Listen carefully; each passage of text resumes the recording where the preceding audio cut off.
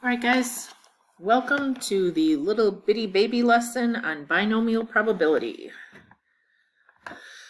So we know how to find probabilities of simple events, like 7 marbles are in a bucket and 3 are red. So what's the chance you draw a red 7 or 3 out of 7?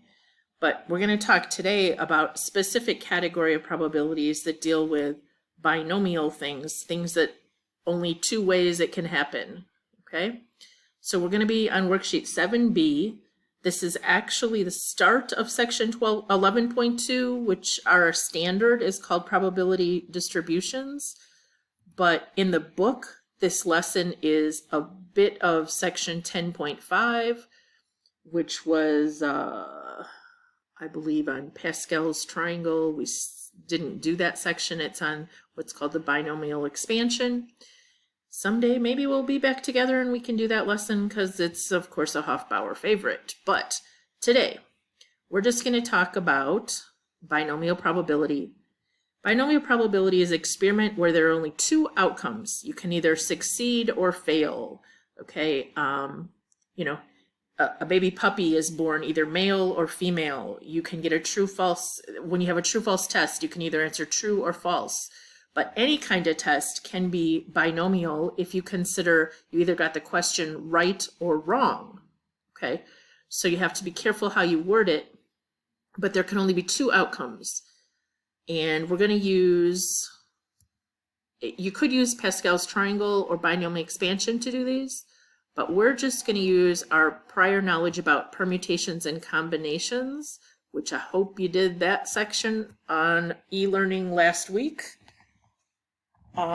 That is on our calculator under the math button over to probability, and we have permutations and combinations right here, and we're going to need number 3, that combination button today. And I believe it is also, oh, look at me, it's under alpha window, also number 8 if you have this calculator. So the shortcut to this guy is under alpha window. All right, anyway, the formula is you take the number of different ways or the number of combinations that something could happen times the probability of success raised to the number of successes you want. Okay, and then it's the times the probability of failures raised to the number of failures you want to happen. So if n is the total number of trials, you're going to do, have a 10 question test and you want to get 8 right, x would be 8. And this would be 2 because it would be 2 times you want to fail. You don't want to, but you might. You're allowed to fail. All right.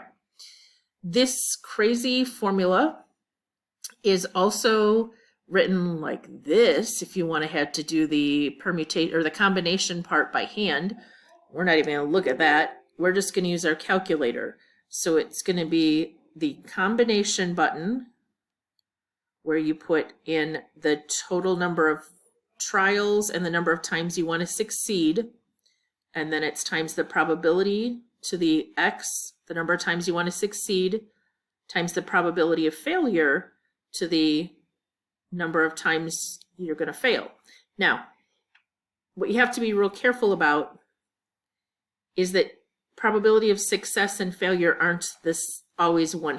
If it's true false, they'd be half and half.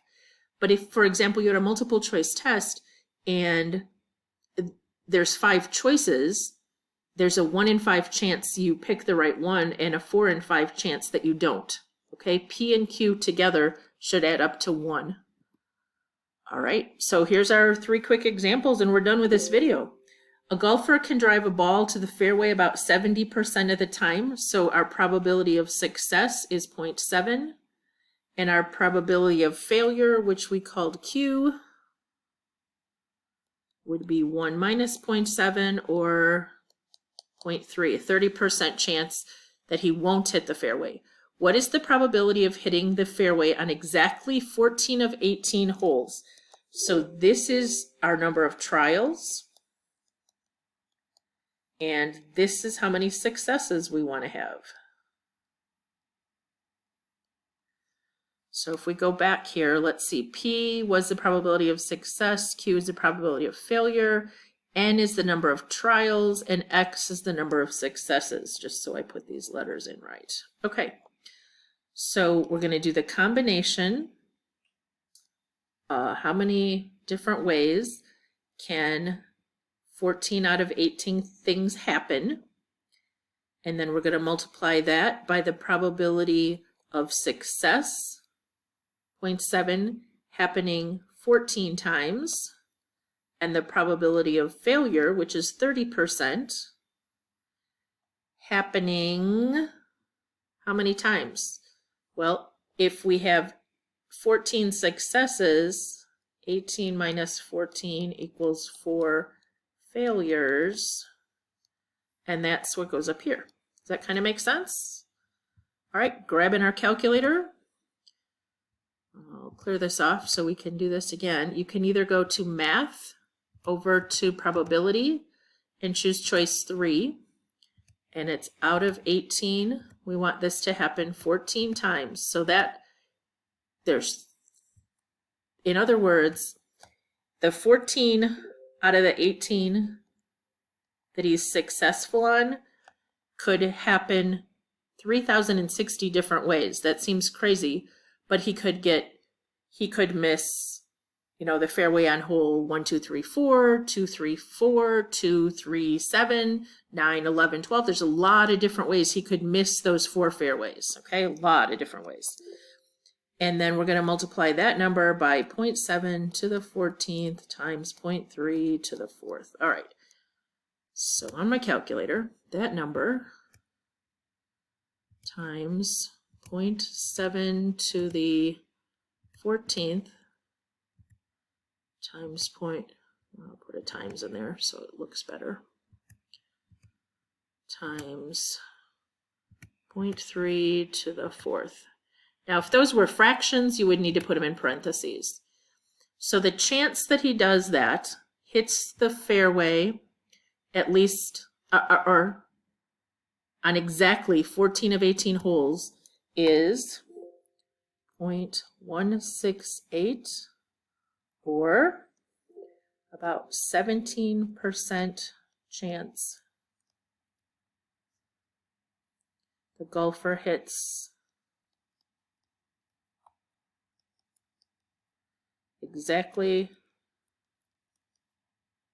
14 fairways. Okay.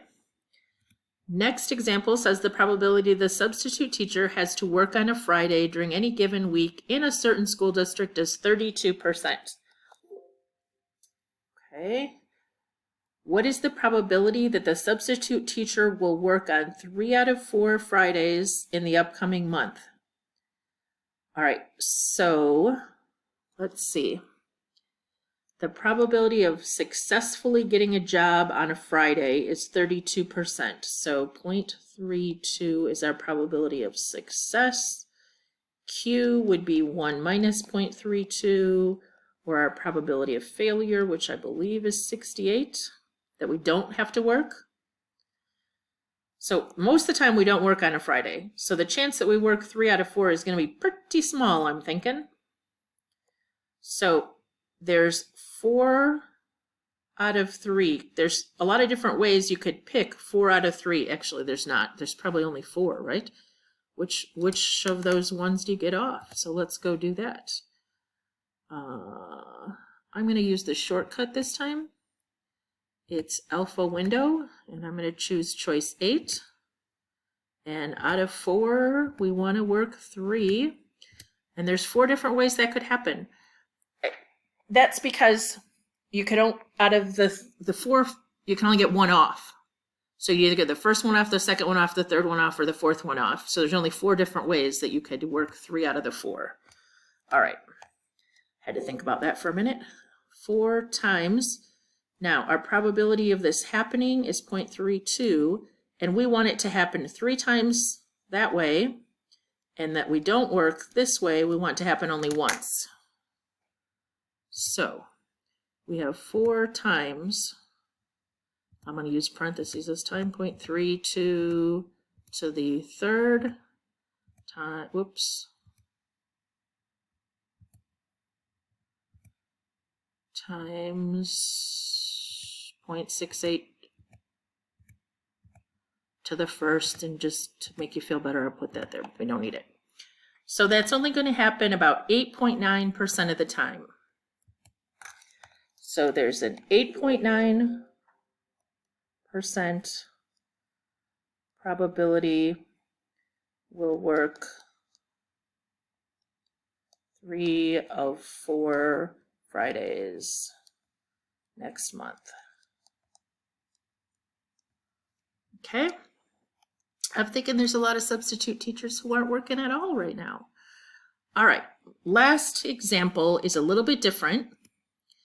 This one says, on average, a basketball player misses 3 free throws out of every 8 attempts. Oh, that's his chance of missing. We got to be a little bit careful. So missing probability is 3 out of 8. Making probability would be 5 out of 8. Okay.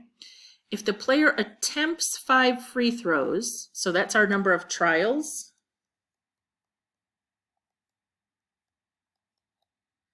what is the probability that he misses no more than 2 times? Okay. He misses no more than 2, so he could miss 0 times, he could miss 1 time, or he could miss 2 times, but no more. So what we're going to have to do is calculate the probability he doesn't miss any, the probability that he misses 1, or the probability he misses 2. Now, I have a really hard time wording this question that way because I don't want him to miss any, right?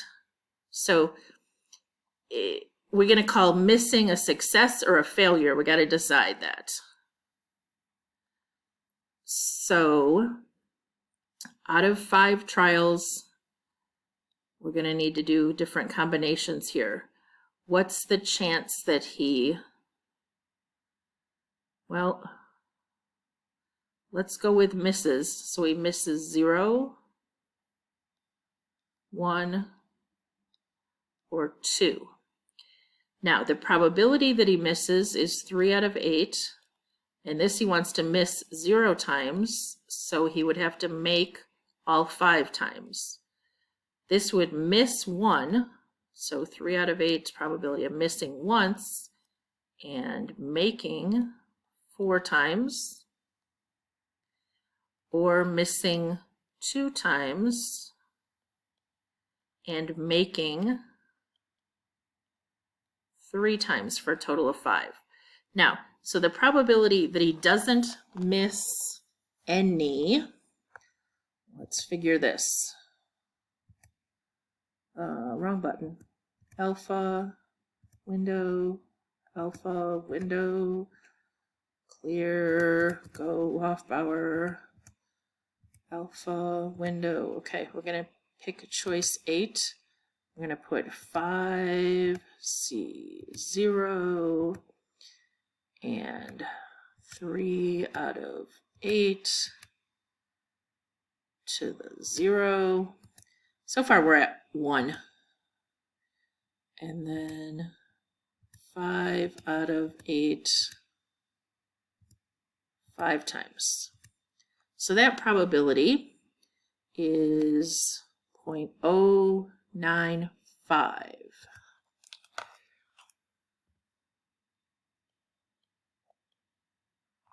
Okay, what's the chance that he misses 1?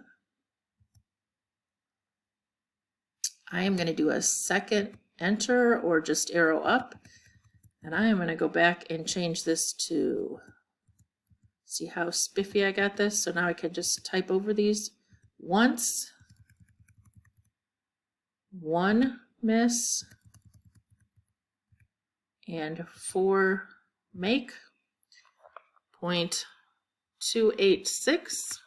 Oops, where did that go?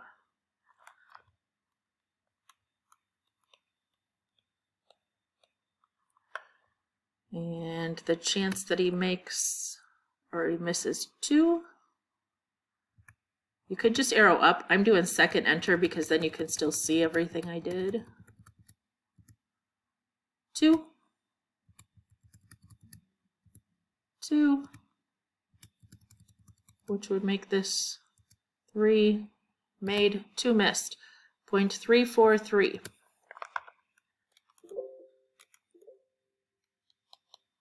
Now let's talk about that for a minute. The chance that he makes is better, the more up to a certain point, because it says he only misses 3 out of every 8. So his chance of missing 2 out of 5 is better than that he misses none or would miss more. Now, the total for this answer then is we just add these up. So if I go back to the calculator real quick, I can take this one plus this one plus this one, and we get roughly 72.4%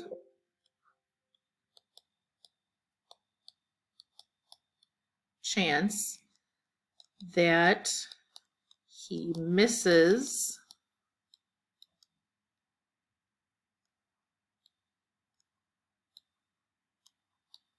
no more than 2. So he misses none or misses 1 or misses 2. All of those answers counted, and that's why we did them separately. All right, there's a shortcut to that, and we will talk about it in the next lesson, but today that one wasn't too bad. So you have these 2 questions at the bottom of worksheet 7B, I believe, to finish. And that's it for week 2 of e-learning. Good job.